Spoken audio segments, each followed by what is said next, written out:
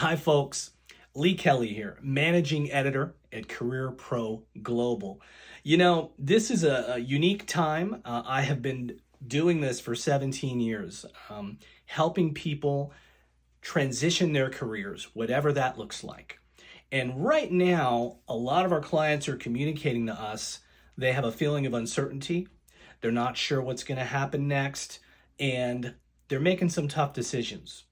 And many of our clients are considering, some for the first time, transitioning into the private sector. So we just want to take a minute today and give you a couple of tips. If you find yourself looking at your federal resume, which is usually 4 or 5 pages, very, very detailed, robust resume that's required, and trying to move that into corporate language, private sector language, in a private sector presentation, here's 3 tips that can really help. Number one, it's not one size fits all, right? Try to tailor the resume a little bit for each different job you apply for. Every company, every industry is going to describe that job a little bit differently. So read those job descriptions and think of them as questions and simply ask yourself those very powerful questions. Have I done this? If I haven't done this, I shouldn't have evidence of it in my resume. If I have done this, then I really want to showcase and highlight that very specifically. But here's where a lot of people get mixed up. If you've done something similar, but not exactly what they're asking, that's okay, right? That's called transferable skill sets. You can still show in your resume that you've interpreted various types of policies at various levels and then help to operationalize those by communicating the requisite important information down to the right levels. Well, those skills can be applied to any organization. It's simply looking at higher level guidance and implementing it.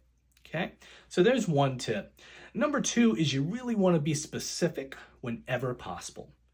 Whether you're talking about how many people you led, how much money or resources or tools, how many customer organizations you supported, across what kind of a region.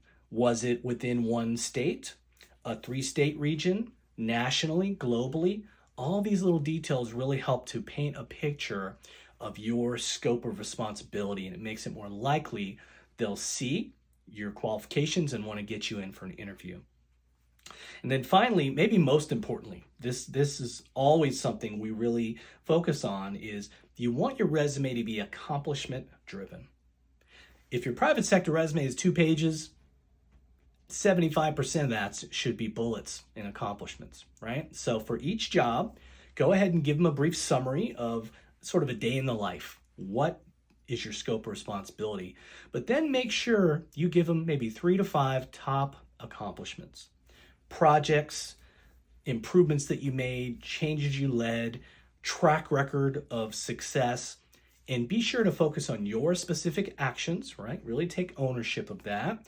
And then specific short and long-term results, and use metrics and before and after quantifiable information whenever possible. It really goes a long way to help you stand out, because far too many people just kind of plunk in, position description type language, which doesn't really do them too much of a service. So there's a few tips for you. If you'd like to speak with one of our career advisors about next steps, what do you want to do and what are the options out there, please give us a call at 1-800-471-9201 or visit us online at careerproplus.com.